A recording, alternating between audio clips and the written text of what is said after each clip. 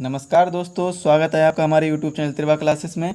मैं आकाश। आज हम आपके लिए लेकर आए हैं जो अभी चर्चा में चल रहा है जीएसटी काउंसिल, जो 45th मीटिंग हुई थी जीएसटी काउंसिल, इसके बारे में आज हम आपको बताएंगे। और ये चर्चा में क्यों है, इसका मेन रीज़न ये है क्योंकि इस चर्चा में बात की गई थी पेट्रोल डीजल को जीएसटी में रखना चाहिए। बल्कि फाइनेंस मिनिस्टर निर्मला सीतारमण जी ने कहा था कि पेट्रोल और डीजल अभी जीएसटी के अंतर्गत नहीं आएंगे। और ये चर्चा में क्यों रही, ये चर्चा में इसलिए रही थी क्योंकि केरला हाईकोर्ट ने इस पर जोर दिया था। केरला हाईकोर्ट ने कहा था कि इस पर आप बात करें, इस पर चर्चा करें। और सबसे पहले हम आपको बता दें कि काउंसिल होता क्या है। जीएसटी काउंसिल जब 2017 में जीएसटी का फ्रेमवर्क आया था, जीएसटी बनकर तैयार हुई थी, तो उससे पहले क्या किया गया था, जीएसटी काउंसिल की स्थापना की गई थी। अब जीएसटी काउंसिल की स्थापना इसलिए की गई थी कि सभी वित्त मंत्री जितने भी लोग आपस में मीट कर सकें, जिससे कि क्या हो कि हम वो लोग कहाँ पर टैक्स इंक्रीज करना है, कहाँ पर डिक्रीज करना है, इस बारे में चर्चा कर सकें। इसीलिए जीएसटी काउंसिल की स्थापना की थी। तो सबसे पहले तो हम ये जानेंगे कि इसके इतिहास के बारे में जानेंगे कि जीएसटी काउंसिल का क्या इतिहास है। तो बात करते हैं जीएसटी काउंसिल। और यह संविधान संशोधन आया था, 122वां संविधान संशोधन आया था, जिसके तहत 8 सितंबर 2016 को प्रेसिडेंट ने इस पर सिग्नेचर करके इसको पारित किया गया था, अनुमोदित किया था। और इसके बाद हम बात कर लें कि यह 12 सितंबर 2016 को ये सेटअप कर दिया गया था, कि ये लॉन्च कर दी गई थी एक तरीके से, कि जीएसटी काउंसिल बनकर तैयार हो गई। और इसको आर्टिकल 279A में रखा गया है। भारतीय संविधान के अनुच्छेद 279A में जीएसटी काउंसिल यानी मतलब जीएसटी परिषद को रखा गया है, जीएसटी परिषद को रखा गया है।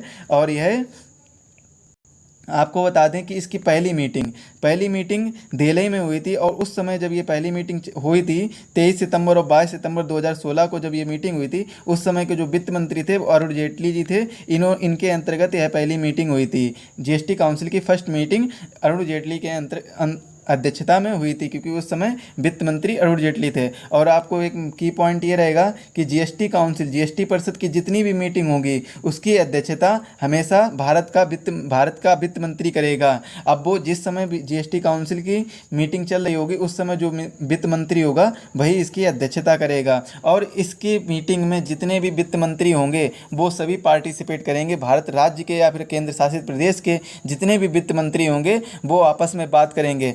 जैसा कि मैंने आपको बताया कि 45th जीएसटी काउंसिल हुई थी, इसमें पेट्रोल और डीजल को जीएसटी के अंतर्गत रखने की बात की गई थी। अब जीएसटी के अंतर्गत पेट्रोल और डीजल को रखने की बात क्यों की गई थी, इसके लिए आपको हम बता दें कि जैसे कि आपको पता होगा कि पेट्रोल डीजल की कीमत इस समय बहुत ज़्यादा बढ़ी हुई चल रही है। अगर यह जीएसटी के अंतर्गत आएगा तो इसमें क्या होगा कि या तो 0% टैक्स होगा, और या फिर 5% होगा, या 12% होगा, या 18%, 18% या 28%, इतने ही टैक्स लगेंगे। लेकिन इस समय क्या हो रहा है कि पेट्रोल डीजल पर स्टेट गवर्नमेंट अपना अलग से टैक्स ले रही है और सेंट्रल गवर्नमेंट अपना अलग से टैक्स ले रही है। तो इसी वजह से अगर ये पेट्रोल और डीजल जीएसटी के अंतर्गत आ जाएगा तो इससे अधिकतम 28% ही टैक्स लगेगा। तो इतना ज़्यादा पेट्रोल और डीजल की कीमत नहीं बढ़ेगी। तो इसी वजह से जीएसटी के अंतर्गत पेट्रोल और डीजल को रखने की बात की थी। और ये सबसे पहले बात केरला हाईकोर्ट ने की थी, इसीलिए 45th जीएसटी काउंसिल में इसकी बात रखी गई थी। और आपको दूसरी बात बता दें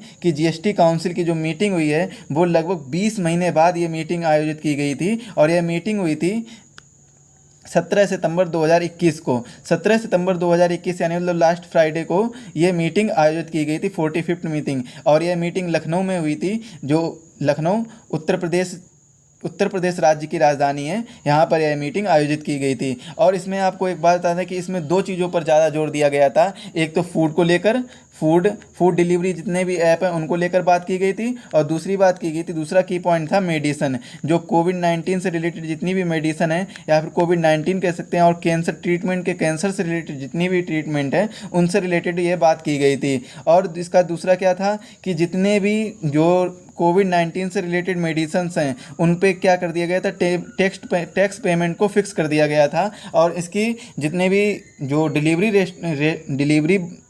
जितने भी डिलीवरी ऐप हैं जो फूड डिलीवरी करते हैं, जैसे कि स्विगी हो गया, जोमेटो हो गया, इनके लिए अभी इनको क्या करना होगा कि रेस्टोरेंट को, अब जो जैसे डिलीवरी आप किसी पे फूड मंगाते हैं, जोमेटो या स्विगी पे आप कोई से फूड मंगाते हैं तो उस पर आप जीएसटी देते हैं। तो इसमें क्या होगा कि जीएसटी आप जो जोमेटो और स्विगी वाले हैं वो जीएसटी सीधा गवर्नमेंट को सबमिट करेगी, ना कि उस रेस्टोरेंट वाले को। तो ये दो नियम लाए, ये दो की पॉइंट इस मीटिंग के बहुत ही इंपॉर्टेंट रहे हैं। इसके बाद आपको बात करें इसके बाद में एक इम्पोर्टेंट डिसीजन लिया गया था कि इसमें क्या क्या इम्पोर्टेंट डिसीजन लिए गए थे। तो सबसे पहले हम इसके बारे में बात करें कि जब कोरोना काल चला था 2020 के बाद 2020 में, तो इसमें एक बात कही गई थी कि जितने भी मेडिसिन्स हैं उन पर जीएसटी 30 सितंबर तक कम कर दी जाएगी। यानी मतलब उन पर जीएसटी जितनी ज़्यादा लग रही है उनसे वो कम कर दी जाएगी। इसके बाद में 30 सितंबर के बाद इसको क्या कर दिया जाएगा, 30 सितंबर के बाद इसको जीएसटी वापस से पुनः जैसी चल रही होगी, अगर 12% होगी किसी मेडिसिन में तो 12% लगेगी, अगर 18% होगी तो 18% लगेगी, पुनः वापस से कर दिया जाएगा। तो ये बात की गई थी कि 30 सितंबर तक किया जाएगा। लेकिन जब 45th जीएसटी काउंसिल हुई, 45th जीएसटी काउंसिल में कर दिया गया कि ये डेट को बढ़ाकर 31 दिसंबर कर दी गई। अब ये 31 दिसंबर बढ़ाकर कर दी गई कि अब सभी मेडिसिन पर 5% या फिर 0% छूट रहेगी 31 दिसंबर तक। 31 दिसंबर के बाद यानी 1 जनवरी 2022 से पुनः वापस से अपनी पुरानी दरों पर आ जाएगा। अब जैसे कि आपको बात करें, ये कुछ मेडिसिन्स हैं, एम्फोटेरिसिन बी, इस पर कोई भी जीएसटी नहीं है। रेमडेसिविर, इस पर 5% जीएसटी रखी गई है।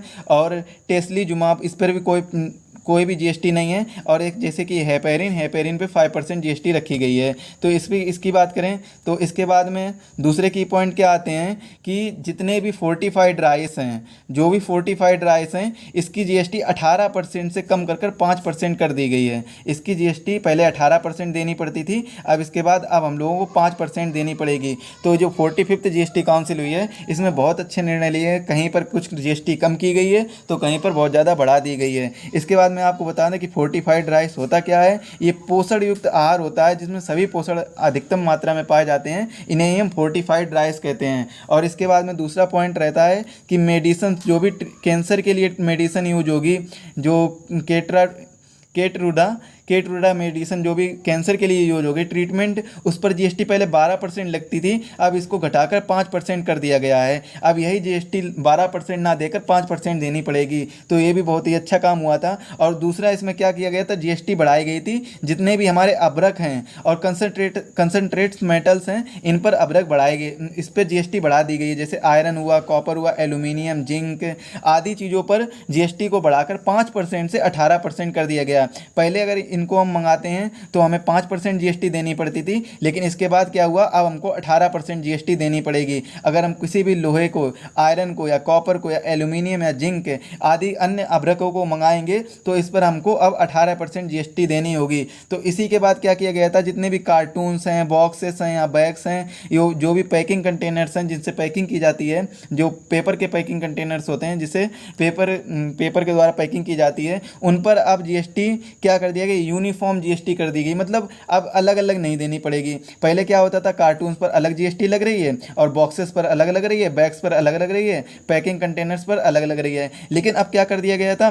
कि अब जीएसटी यूनिफॉर्म कर दी गई कि सभी चीज़ों पर 18% ही जीएसटी लगेगी, इससे ज़्यादा नहीं लगेगी, इससे कम नहीं लगेगी। पहले क्या होता था, किसी पे 12% लग रही, किसी पे 18% लग रही थी। तो ये होता था, इसीलिए इसको जीएसटी को यूनिफॉर्म कर दिया गया था। इसके बाद में कुछ इंपॉर्टेंट डिसीजन और लिए गए थे, जैसे कि आपको बता दें, जो भी हमारे वेस्ट एंड स्क्रैप पॉलीथीन्स या प्लास्टिक वाले चीज़ें हैं, उन पर हम क्या कर दिया गया था कि उसको जीएसटी को बढ़ा दिया गया था। उस पर 5% से 18% जीएसटी कर दी गई है। इस पर जीएसटी बढ़ा दी गई है जिससे प्लास्टिक का कम यूज हो, पोल्यूशन को बचाया जा सके, इसीलिए इस पर 18% जीएसटी कर दी गई है। और जितने भी हमारे पेन हैं, जो भी हम पेन यूज करते हैं, इस पर किसी पे 12% जीएसटी थी, किसी पे 18% थी। अब इसको भी यूनिफॉर्म कर दिया गया है, इस पर टोटल जीएसटी 18%। सभी चीज़ों पर जितने भी पेन होंगे हमारे, उन पर हमको 18% जीएसटी देनी होगी। और जो भी हमारे रेलवे पार्ट्स होंगे या फिर लोकोमोटिव्स या फिर अदर गुड्स होंगे जो हमारे चैप्टर 86 में आते हैं, इन पे क्या कर दिया गया, इन पर भी जीएसटी बढ़ा दी गई। 12% पहले देनी पड़ती थी, अब इसके बाद 18% जीएसटी देनी पड़ेगी। और जो भी हमारे कागज़ वाले सामान है, जैसे कार्ड हुआ, कैटलॉग हुए, प्रिंटेड मटेरियल्स हुए, और इनकी बात करें तो इन सभी को चैप्टर 49 में विस्तारित किया गया है। तो इन पर भी जीएसटी बढ़ा दी गई है। पहले इस पर 12% लगती थी, अब इस पर 18% जीएसटी लगने लगेगी। और आपको सबसे एक इम्पोर्टेंट बात यह है कि जो मस्कुलर एट्रोफी ड्रग्स है इस पर जीएसटी को हटा दिया गया है। मस्कुलर एट्रोफी ड्रग्स पर जीएसटी को हटा दिया गया है। पहले 12% जीएसटी लगती थी, इस पर 12% जीएसटी देनी पड़ती थी, अब इसमें 0% जीएसटी देनी पड़ेगी। जैसा कि आपको पता होगा कि मस्कुलर एट्रोफी ड्रग्स की दवाएं, जो जितने भी ड्रग्स होते हैं, जितनी भी इसकी वैक्सीन लगती हैं, वो बहुत ही ज़्यादा महंगी आती हैं। तो जैसा कि आपको पता है जोलजेनेस्मा नाम की एक वैक्सीन है, ये मस्कुलर एट्रोफी ड्रग्स है जिसका नाम है जोलजेनेस्मा।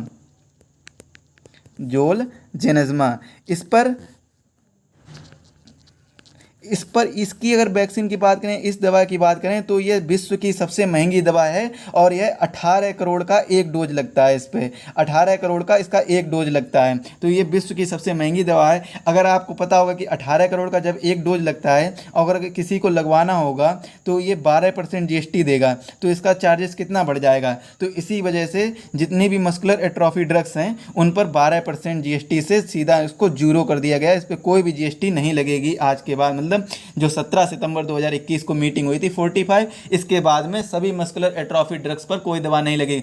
और मस्कुलर एट्रोफी क्या होता है, ये ज़्यादातर बच्चों में ये बीमारी पाई जाती है कि वो बचपन से ही ना चल सकते हैं, उनकी हड्डियां बहुत कमज़ोर होती हैं और वो ढंग से खड़े भी नहीं हो सकते हैं, इसीलिए उनके लिए ये ड्रग्स लगाए जाते हैं और इसी वजह से इस पर जीएसटी 0% कर दी गई है। इसके बाद में बात करें, इसके बाद में क्या था कि फूड डिलीवरी, जो भी हमारी फूड डिलीवरी ऐप हैं जैसे स्विगी हुआ, जोमेटो हुआ, इसकी जो जीएसटी, जैसे ये 5% जीएसटी लेते हैं, तो ये 5% जीएसटी अब क्या करेंगे, रेस्टोरेंट वाले को ना देकर डायरेक्ट गवर्नमेंट के पास सबमिट करेंगे। पहले क्या करते थे कि हम लोग जो कोई भी फूड ऑर्डर करते हैं, अगर कोई भी फूड पीपल कोई भी है, तो अगर कोई फूड ऑर्डर करता है तो उसको बैलेंस भी देना पड़ेगा, फिर 5% जीएसटी के साथ उसको अपना चार्ज कटाना पड़ेगा। अब ये क्या करता है, मान लो आपने 100 रुपये का कोई भी खाना ऑर्डर किया तो आपको 105 रुपये का पेमेंट करना पड़ेगा। तो ये स्विगी क्या करेगा, अपना कमीशन काट कर और जो जीएसटी है 5% वो भी रेस्टोरेंट वाले को दे देता था।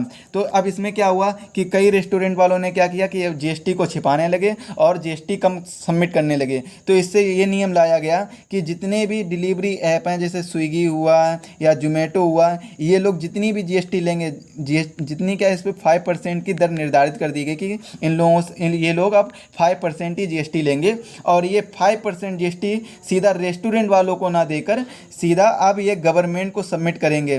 तो बस ये 45th काउंसिल में यही सब मीटिंग हुई थी। और इसमें बात करते हैं कि जो केरला हाई कोर्ट ने इसमें डिमांड किया था कि आप पेट्रोल डीजल को जीएसटी के अंतर्गत शामिल करें, तो इसमें इसीलिए इस 45th जीएसटी काउंसिल में इसकी चर्चा की गई थी कि पेट्रोल डीजल को शामिल करना चाहिए या नहीं करना चाहिए। तो अंत में निर्णय ये हुआ कि पेट्रोल डीजल को जीएसटी में शामिल नहीं किया जाएगा, क्योंकि अगर पेट्रोल डीजल को जीएसटी में शामिल कर लिया जाएगा तो शायद पेट्रोल और डीजल की कीमत कम हो जाए, जिससे गवर्नमेंट का रिवेन्यू भी कम हो सकता है। और आपको बता दें कि अगर अभी तक आपने हमारे चैनल को सब्सक्राइब नहीं किया है तो चैनल को सब्सक्राइब करें। और हम इससे पहले भी जीएसटी का एक वीडियो बना चुके हैं जिसमें जीएसटी के बारे में पूरी जानकारी दी है, उससे रिलेटेड इंपॉर्टेंट क्वेश्चन जो सभी एग्जाम में आते हैं वो उसका वीडियो मैं बना चुका हूँ, उसकी लिंक मैं डिस्क्रिप्शन बॉक्स में दे दूंगा, आप उस पर जाकर विजिट कर सकते हैं। अगर आपको हमारा ये वीडियो पसंद आया है तो वीडियो को लाइक करें, चैनल को सब्सक्राइब करें और ज़्यादा से ज़्यादा शेयर करें। Thanks for watching.